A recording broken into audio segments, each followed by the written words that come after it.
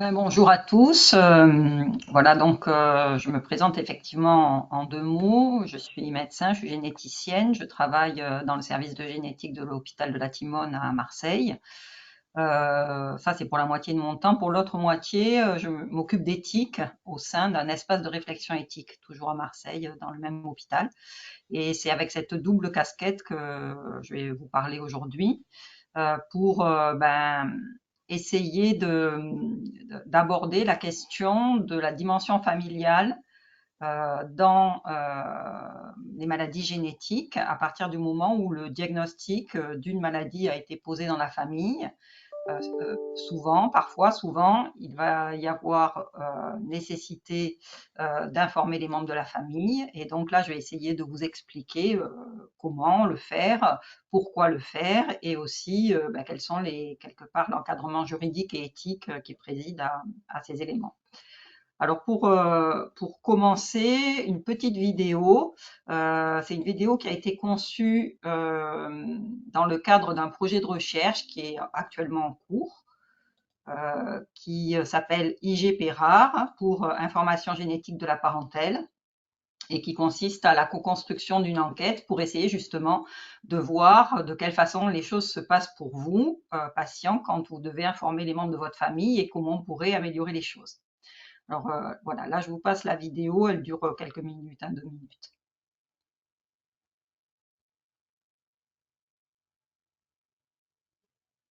Je t'avais déjà parlé de mes difficultés pour avoir le diagnostic de ma maladie. Eh bien, en même temps que le nom de la maladie, j'ai eu droit à une nouvelle mission. Ça s'appelle l'information génétique de la parentèle. En principe, c'est pour le bien de la famille, mais c'est une démarche vraiment difficile.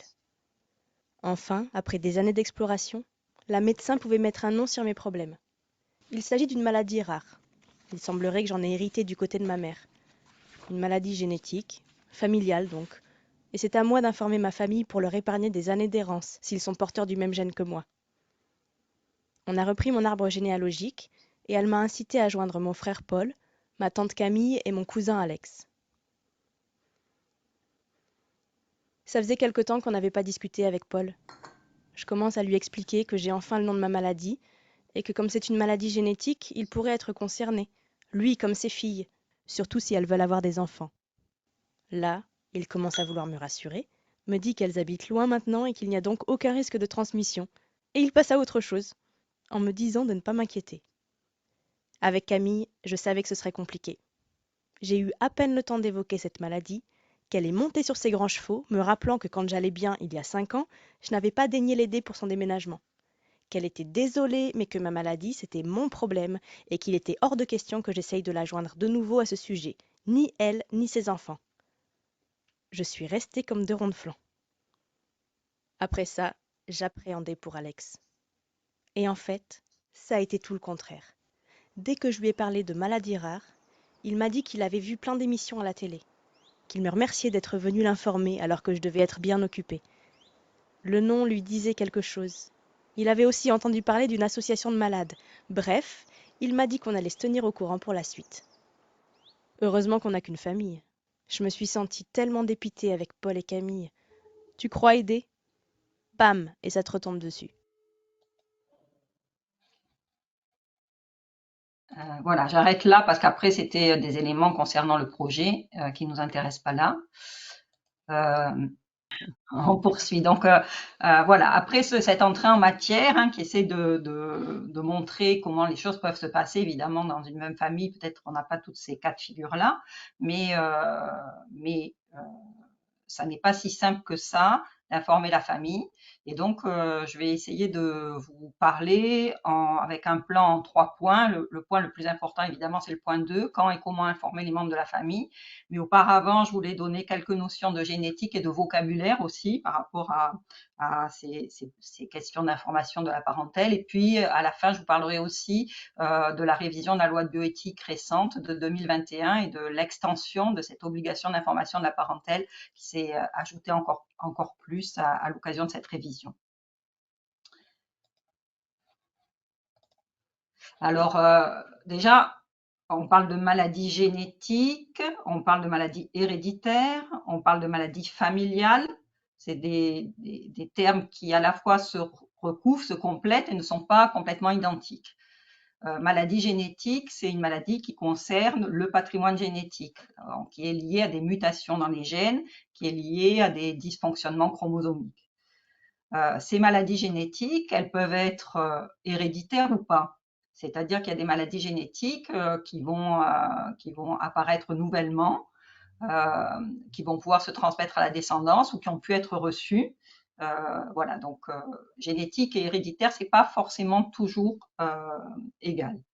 Et puis, on parle de maladies familiales. Alors, familiale, c'est un peu plus large. Ça peut être des maladies génétiques, certes, mais ça peut être aussi des maladies où il y a une part génétique et une part environnementale importante, liée, par exemple, à des habitudes de vie.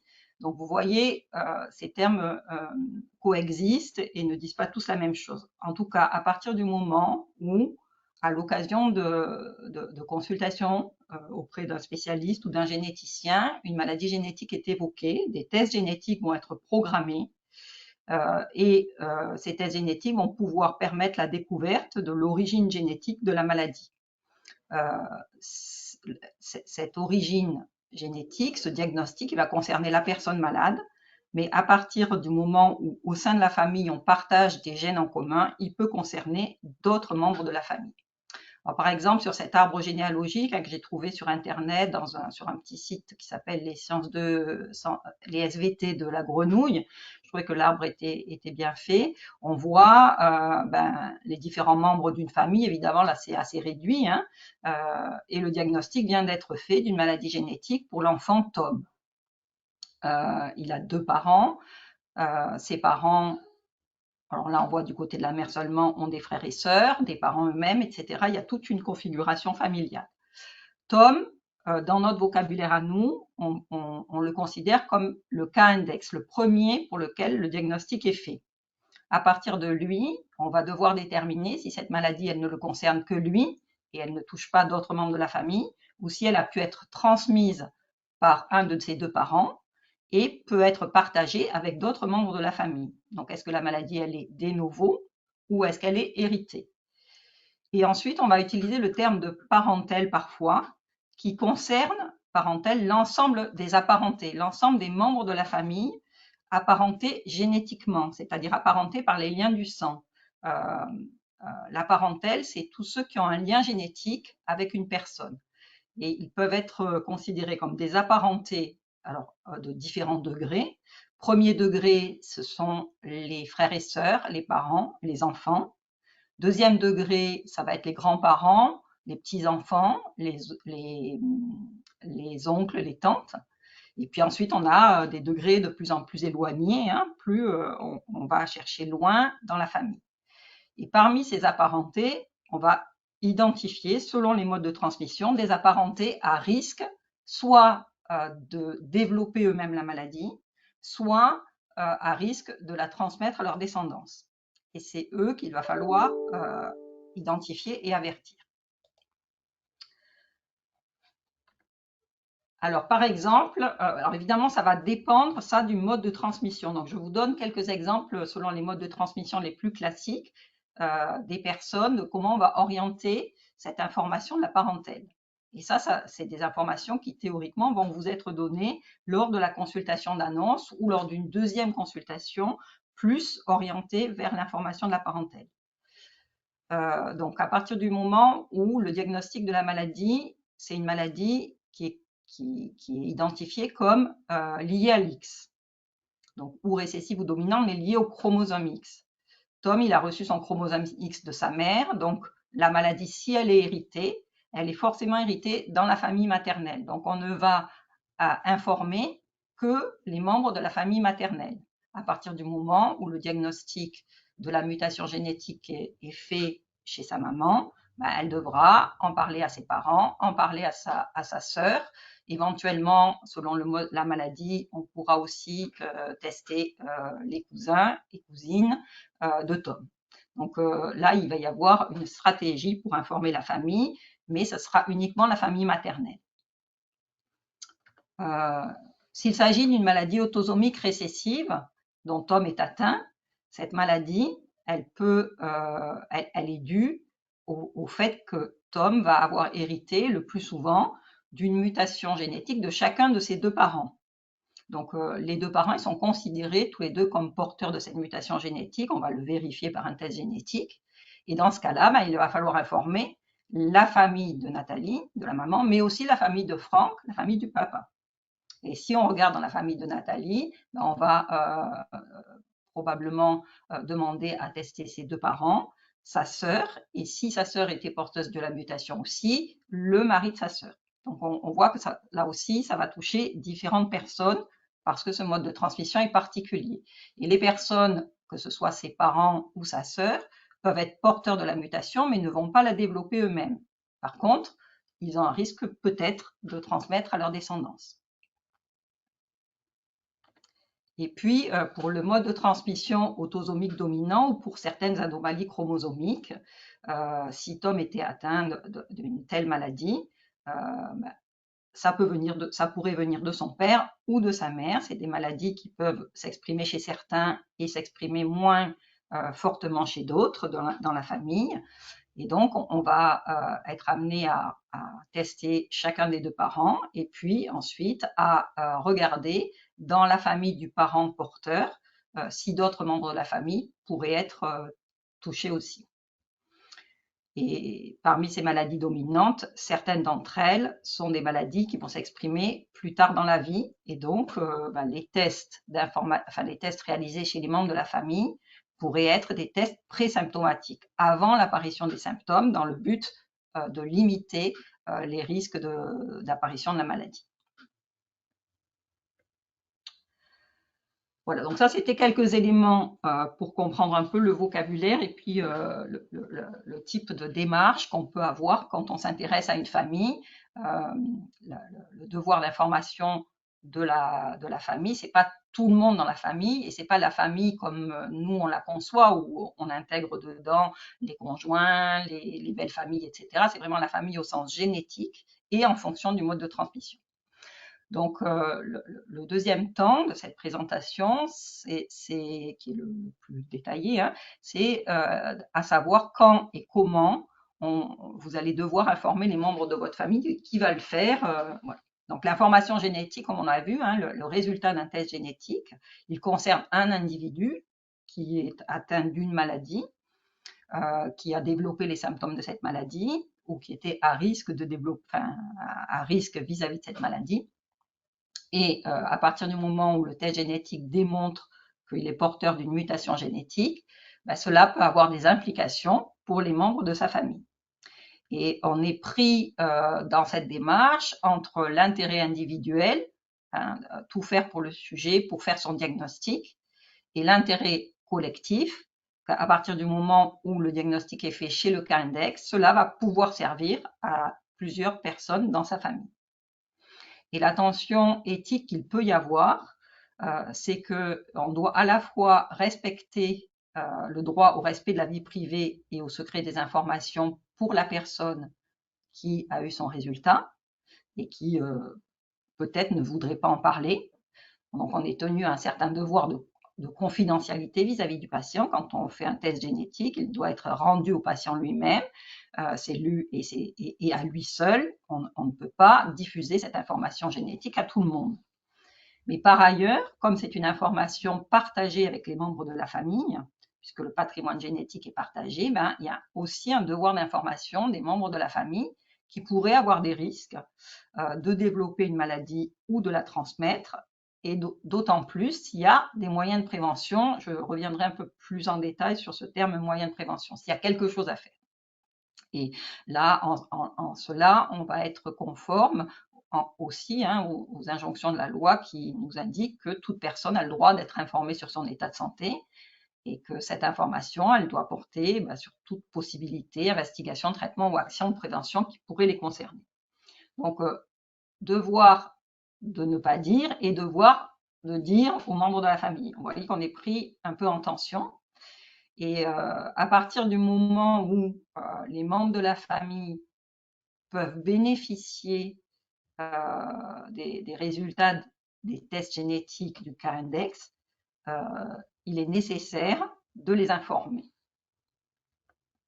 Alors, ce que dit la loi précisément, on le retrouve dans le Code de santé publique, je vous ai indiqué l'article, ce sont des petites parties de cet article.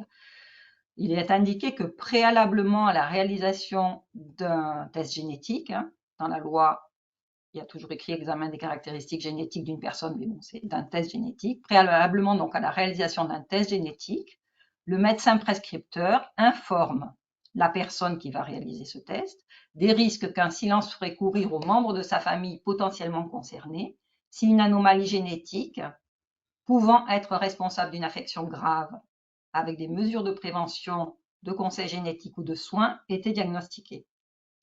Donc, le médecin prescripteur, avant de réaliser le test, il doit vous dire, voilà, vous allez faire un test génétique, vous allez peut-être avoir le diagnostic de votre maladie, avec la possibilité de prise en charge adaptée, etc., tout ce qui concerne l'annonce diagnostique et le diagnostic lui-même.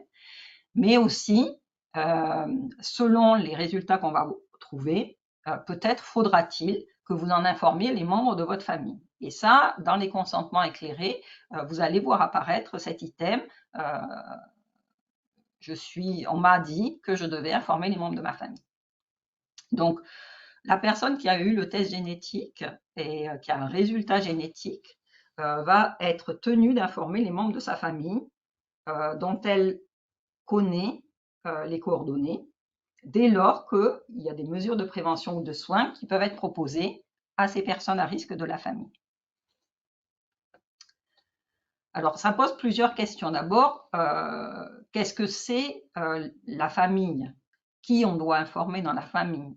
Là, je vous ai mis pour l'humour un peu un arbre généalogique de la famille royale d'Angleterre, où on voit que dans une famille, il y a des divorces, des séparations, des remariages, voilà, il y a des conjoints, il y a des familles recomposées. Du point de vue génétique, la famille, c'est tous ceux qui ont des liens biologiques entre eux.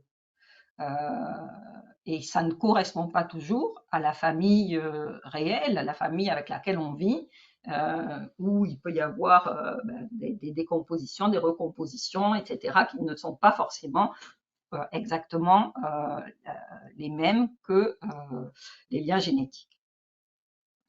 Alors, pour ce qui concerne les membres de la famille, la parentèle à informer, c'est tous ceux qui sont potentiellement concernés par le risque génétique en fonction du mode de transmission, comme je vous l'ai montré sur les arbres généalogiques précédents. Pour une même famille, selon le diagnostic qui a été fait, la maladie, elle peut avoir un mode de transmission différent, ou dominant, ou récessif, ou lié à l'X, ou autosomique. Et donc, on va devoir informer soit une branche, soit les deux branches de la famille, plus ou moins loin. Donc ça, c'est le généticien ou le conseiller en génétique qui va vous dire, qui va dire qui dans la famille il faut cibler, à qui il est nécessaire de transmettre l'information génétique, à qui il n'est pas nécessaire de le faire. Mais il y a une autre limite, c'est qu'une famille, ça peut être très, très large, très vaste, où on s'arrête. Évidemment, c'est les enfants, les petits-enfants, les frères et sœurs, les cousins, les cousines. Mais après, est-ce qu'on doit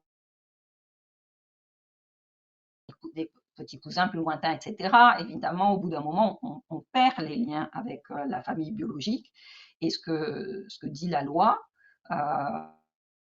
c'est ce qui est faisable, à savoir ceux avec lesquels vous avez des liens, dont vous avez les adresses que vous pouvez, à qui vous pouvez communiquer. Et donc ça va être variable d'une famille à l'autre, indépendamment du risque réel, puisqu'il y a des familles où on se voit, où on se connaît, où on se rencontre souvent, et puis il y a des familles où on s'est perdu de vue assez rapidement, même des fois avec des frères et sœurs, ou avec des cousins de germain, quoi. Donc voilà, ça c'est un peu la vraie vie. La vraie vie, on va informer ceux dont on est proche. Et c'est d'une part pour l'égalité, mais ça a quelque chose de réaliste et de faisable. Alors le deuxième aspect, la deuxième question qu'on peut se poser, c'est qu'est-ce que c'est une affection grave, juste avec des mesures de prévention, y compris de conseil génétique ou de soins. Alors la question de la gravité, elle n'est pas toujours facile à évaluer parce que c'est assez subjectif cette question-là, mais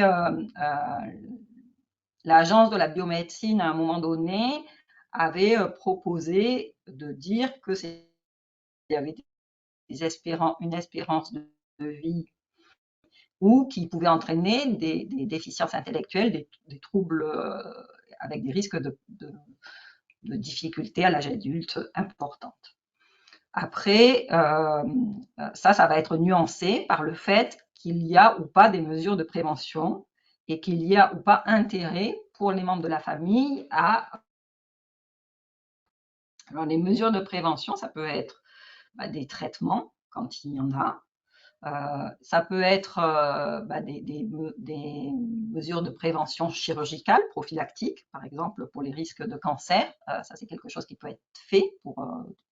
L'exemple le plus classique, c'est les risques génétiques de cancer du sein, où on peut proposer une chirurgie préventive.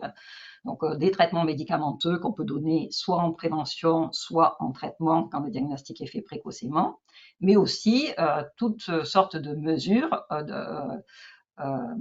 hygiéno-diététique, de prévention, de surveillance qu'on peut faire par rapport à l'apparition de symptômes précoces pour une prise en charge le plus adaptée possible et le plus efficace possible. Ensuite, il y a le deuxième aspect qui est le conseil génétique, pouvoir bénéficier d'un conseil génétique. C'est-à-dire que même s'il n'y a pas de mesures de prévention acceptables et efficaces, malgré tout, quand il s'agit d'une pathologie grave, le législateur a considéré qu'il y avait intérêt pour les membres de la famille à avoir cette information sur ce risque génétique parce qu'il pouvait modifier leur vie, leur façon de vivre et notamment le fait ou pas d'avoir des enfants et s'ils ont des enfants, la surveillance de la grossesse par l'accès possible au diagnostic prénatal ou préimplantatoire et puis même juste sur la base du droit d'être informé sur son état de santé. Donc, même s'il n'y a pas de mesures de prévention ou de soins, le seul fait que les personnes puissent avoir envie de savoir, que ce savoir puisse impacter ensuite des décisions futures pour leur vie, est important. Alors, qui informe, on a vu, c'est le cas index, donc la personne pour qui le diagnostic a été fait pour la première fois. Et si c'est un mineur, si c'est un enfant, ça va être ses parents. On va voir qu'il n'y a pas qu'eux qui peuvent faire informer, mais préférentiellement, en tout cas au cours de la consultation, c'est ce qu'on va vous demander de faire. Donc, si une anomalie génétique est identifiée, donc la personne elle-même, quand elle est majeure, ou le représentant légal s'il s'agit d'un mineur ou d'un majeur sous tutelle, doit informer ses apparentés de l'existence d'une maladie génétique dans la famille en raison donc du risque pour ses apparentés, pour les membres de sa famille qui pourraient être concernés, de développer la maladie ou de la transmettre à leurs enfants. Au cours de donc qu'est-ce qu'il va falloir faire? Leur dire voilà, il y a une maladie génétique, peut-être tu peux être concerné ou tes enfants, il faudrait aller consulter un généticien. Pour ce faire, les membres de la famille vont avoir besoin d'un peu plus d'informations que ça, et notamment de quelle mutation a été identifiée dans quel gène. Et donc, pour qu'ils puissent faire cette démarche, vous pouvez leur transmettre le compte-rendu d'analyse qui vous a été remis à la consultation d'annonce, et éventuellement le courrier d'accompagnement de ce compte-rendu. Mais ce n'est pas obligatoire non plus. À minima, ce que le législateur demande, c'est de communiquer donc aux personnes contactées les coordonnées du médecin prescripteur, qui donc lui détient le résultat de votre analyse, avec une autorisation d'accès à votre dossier, de façon à ce que le service de génétique auprès duquel votre apparenté ira se renseigner puisse obtenir les informations directement auprès du médecin prescripteur. Alors c'est quelque chose qui n'est pas simple à faire, on le voit dans la petite vidéo. qui pose la question de faut-il le faire, doit-on le faire, est-ce obligatoire de le faire?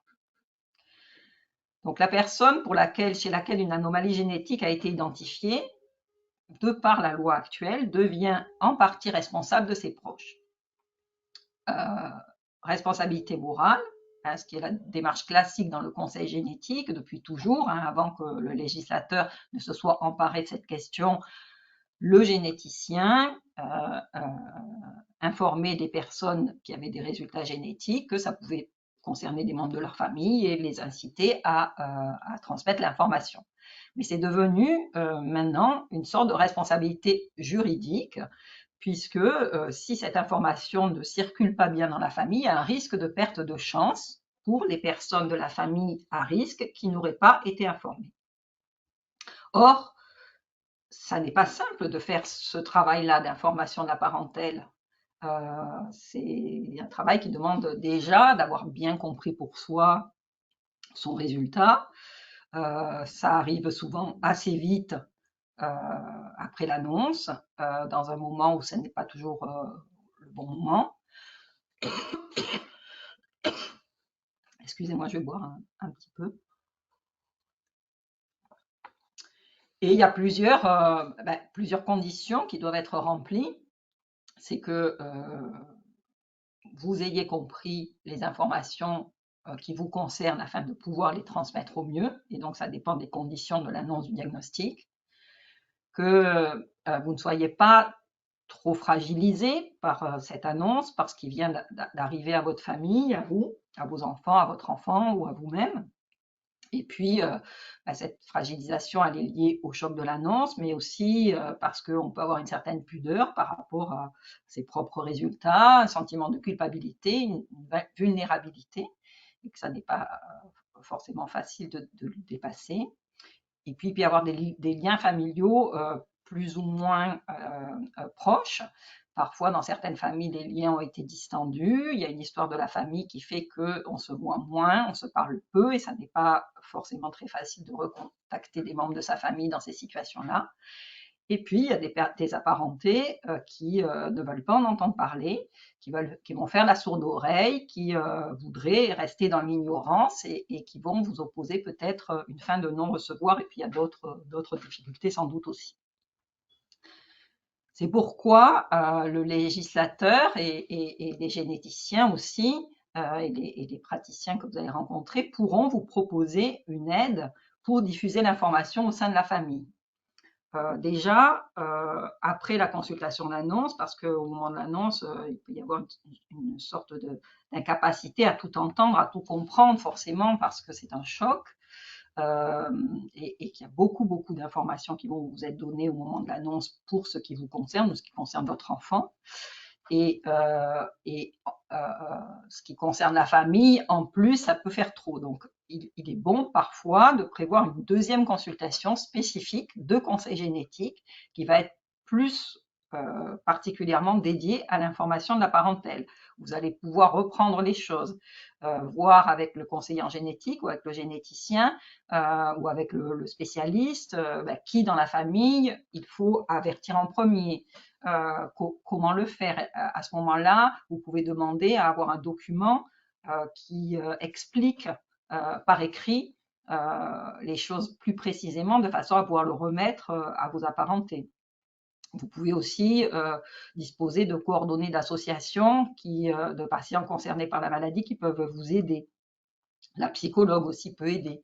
Et puis, parfois, certains disent qu'ils se font aider par d'autres membres de la famille. Le conjoint, quand c'est la personne malade et un des deux membres du couple, son conjoint peut l'aider parfois pour relayer l'information, ou des fois, un frère ou une sœur investi ou un parent investi va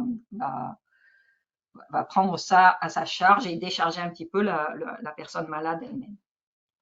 Mais malgré toutes ces aides, ça reste parfois difficile, voire impossible pour certains, de transmettre cette information, et c'est pourquoi il est possible, et c'est ce que le législateur a prévu, de demander au médecin prescripteur de faire lui-même cette information à votre place. Donc si la personne chez qui le diagnostic a été posé ne souhaite pas informer elle-même ses apparentés, elle va pouvoir demander au médecin qui lui a prescrit les tests de procéder lui-même à cette information. Le seul inconvénient de cette démarche, c'est que le législateur a prévu que si vous passez par le médecin prescripteur, cette information, elle va être faite certes à votre place, mais sous un format anonyme et assez impersonnel. Je vous lis le texte du Code de santé publique. Si la personne ne souhaite pas informer elle-même les membres de sa famille potentiellement concernés, elle peut demander par un document écrit au médecin prescripteur qui atteste de cette demande de procéder à cette information. Elle lui communique à cette fin les coordonnées des intéressés dont elle dispose. Et le médecin porte alors à la connaissance de ces personnes l'existence d'une information médicale à caractère familial pouvant les concerner. Il les invite à se rendre à une consultation, donc chez un généticien, sans dévoiler à ces personnes donc ni le nom de la personne qui a fait l'examen initial, ni l'anomalie génétique, ni les risques qui lui sont associés. Donc vous voyez que ça c'est peut-être un frein, en tout cas c'est ce dont témoignent souvent les associations de patients, que la procédure qui passe par le médecin, c'est une procédure un peu froide, un peu anonyme et qui ne correspond pas forcément aux liens familiaux qu'on veut entretenir. Mais en tout cas, il y a cette possibilité. Il y a aussi un intermédiaire qui est souvent retenu aussi, c'est que de ne pas demander cette procédure directe par le médecin, mais plutôt l'aide du médecin à informer les membres de la famille, et notamment peut-être en les recevant lui-même pour leur expliquer les choses plus précisément et en ne vous obligeant juste qu'à dire il y a une maladie génétique, va voir tel médecin. Alors, le point suivant, c'est que dans ces situations-là, il peut y avoir certaines personnes qui ne veulent vraiment pas que les membres de leur famille soient informés.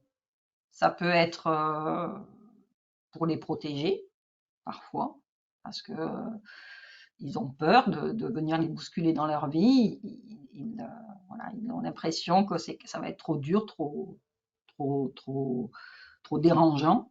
Mais ça peut être aussi parce qu'ils ne s'entendent plus, ils ne veulent plus de lien. Et ça, c'est un problème parce que au regard de cette obligation légale d'informer la famille, certaines personnes vont refuser de faire le test génétique s'il n'est pas absolument utile pour leur prise en charge, mais ils risquent aussi de perdre des chances pour eux-mêmes, notamment dans les situations, par exemple, de prédisposition à des cancers où les thérapeutiques pourraient être adaptées au mieux en fonction des caractéristiques génétiques. Donc c'est une vraie difficulté, un vrai dilemme qu'il peut y avoir pour certains. Alors c'est rare, hein, la plupart du temps quand même, dans les familles, l'information circule plus ou moins bien, mais elle circule. Un autre point que je voulais évoquer, c'est la notion du bon moment. Vous n'êtes pas obligé, il n'est pas nécessaire d'informer les membres de la famille tout de suite, à la seconde. Il faut pouvoir, on peut attendre le bon moment, le meilleur moment pour la personne qui transmet l'information, c'est-à-dire qu'elle-même, elle ait pris le temps de se poser un petit peu, d'avoir bien compris de quoi il s'agissait et de se sentir à l'aise pour pouvoir transmettre cette information, mais aussi le bon moment pour là où les personnes qui vont recevoir l'information, et notamment dans quelles circonstances ça peut être fait. Est-ce que ça va être fait individuellement ou collectivement, c'est-à-dire une personne ou à plusieurs personnes de la famille, à une occasion ou spécifiquement. Donc il y a toute une série de modalités qui peuvent être différentes d'une famille à l'autre et qui vont faire que les choses se passent plus ou moins bien. Et c'est ces éléments-là en particulier que le projet IJPERAR, donc ce projet de recherche, essaie d'explorer comment les choses peuvent se passer au mieux pour cette transmission de l'information. En revanche, c'est vrai que un des éléments qui peut faire qu'il faille aller un peu plus vite, c'est quand il s'agit de maladies graves pour lesquelles les personnes informées pourraient décider de faire un diagnostic prénatal ou préimplantatoire et qu'il y a une grossesse qui s'annonce. Alors là, évidemment, souvent, ça bouscule un petit peu le timing et ça oblige à aller un petit peu plus vite dans cette transmission d'informations par rapport à cette grossesse annoncée dans la famille. Voilà. Sinon, finalement, plus il y a de moyens de prévention efficaces et plus on aura tendance à le faire, moins il y a de moyens de prévention efficaces et peut-être plus on pourra attendre un peu, prendre le temps hors ce contexte des grossesses. Voilà, sur la dernière partie, peut-être ça vous concerne un peu moins, mais ça c'est de l'information plus générale, c'est qu'il y a des situations où les liens biologiques ont pu être rompus, soit par le biais de procréation à l'aide de l'assistance médicale à la procréation avec des tiers donneurs, soit par du fait d'un enfant confié à l'adoption, donc le lien biologique n'existe plus et a été effacé. Et pour autant, le législateur maintenant demande à ce que tout soit fait, le maximum soit fait pour, en cas de découverte d'une maladie génétique, soit chez un tiers donneur de gamètes, soit chez une personne issue d'un don de gamètes ou d'un accueil d'embryon, ou voilà, un fœtus issu d'un don d'embryon ou d'un accueil d'embryon, donc que l'information mutuelle puisse être faite du tiers donneur vers la personne issue du don ou de la personne issue du don vers le tiers donneur par le truchement du centre d'assistance médicale à la procréation qui a réalisé cette procréation, cette assistance médicale à la procréation. Et dans ce cas-là, c'est le médecin prescripteur qui va contacter le centre pour essayer de faire passer l'information des uns aux autres. De la même manière pour l'adoption, et cette fois-ci, ça passera par le Conseil national pour l'accès aux origines personnelles. Donc, l'objectif là, c'est que l'information entre deux personnes reliées génétiquement mais qui ne se connaissent pas finalement, puisse avoir lieu, que cette information puisse être donnée sans pour autant rompre le secret sur les origines. C'est un petit peu complexe ce que le législateur demande parce que on ne sait pas forcément quand quelqu'un vient et qu'il est atteint d'une maladie génétique si plus jeune, plus tôt dans sa vie, il a été donneur de gamètes ou si il a pu, très jeune, confier un enfant dont il ne souhaitait pas l'adoption. Donc voilà, c'est des situations rares, mais qui peuvent être assez complexes pour les prescripteurs. Et puis aussi pour les familles, parce que ça vient bousculer les choses aussi entre voilà, d'apprendre peut-être qu'un conjoint a fait un don de gamètes, on ne savait pas, ou qu'il y a eu un abandon d'enfant, enfin des choses comme ça. Et puis, la situation aussi peut se poser quand la personne chez qui le diagnostic a été fait, le cas index, n'est plus en capacité ou n'est pas en capacité d'informer lui-même les membres de sa famille. Parce qu'il a des troubles cognitifs graves, par exemple, ou parce que, entre-temps, la personne est décédée. Dans ce cas-là, pour ne pas priver les membres de sa famille de cette information génétique, le législateur, dans la dernière version de la loi de bioéthique, a prévu que le médecin puisse, s'il suspecte une anomalie génétique à l'origine d'un décès, par exemple, ou de troubles cognitifs graves d'une personne majeure, il puisse demander des tests génétiques si un membre de la famille le souhaite, au moins, avec un objectif médical et dans l'intérêt de la famille. Et à ce moment-là, si jamais une anomalie génétique était détectée, tous les membres de la famille seraient informés de cette anomalie.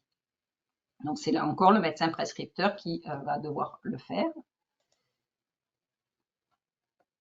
Et dernier point, c'est la situation de découverte incidente, c'est-à-dire qu'à l'occasion d'un test génétique, on trouve une mutation génétique ou une anomalie génétique qui n'est pas, qui est sans relation avec l'indication initiale ou l'objectif initial de la recherche, mais pour lesquelles il y a des conséquences potentielles pour les membres de la famille.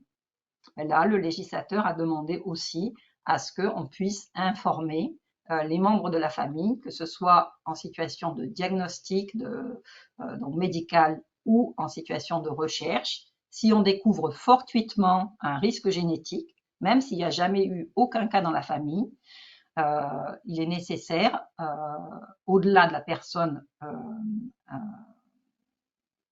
concernée elle-même, de transmettre l'information aux membres de sa famille, toujours pareil, hein, si c'est une anomalie grave, avec des mesures de prévention, de conseil génétique ou de soins. Et ça peut être très compliqué de parler d'un risque génétique pour une maladie qui ne s'est encore jamais manifestée dans la famille.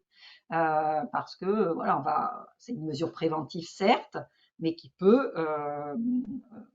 créer une sorte de tension entre la confiance qu'on fait à ces tests et puis une certaine défiance sur jusqu'où faut-il aller, est-ce qu'on nous en demande pas trop, est-ce que c'est pas un peu exagéré que de faire toutes ces analyses-là. Voilà, donc pour conclure, dans le champ de la génétique, le périmètre de prise en compte du risque des tiers familiaux, hein, la parentèle, les apparentés génétiques, n'a cessé d'augmenter au fil du temps. Et le législateur a toujours à rajouter des conditions supplémentaires au fur et à mesure des différentes versions de la loi, faisant qu'il y a une augmentation progressive de la responsabilisation des patients, hein, qui ont eu un test génétique et des résultats génétiques, mais aussi des médecins prescripteurs des tests génétiques vis-à-vis de la parentèle, patients, donc cas index ayant eu un résultat ou médecin prescripteur, sont de plus en plus enjoints à transmettre par tous les moyens possibles l'information qui pourrait être utile à des apparentés, à des proches de la famille. Voilà, je vous remercie de votre attention. Je vous ai juste mis là un petit diapo concernant donc ce projet de recherche qui devrait aboutir à des publications d'ici quelques mois.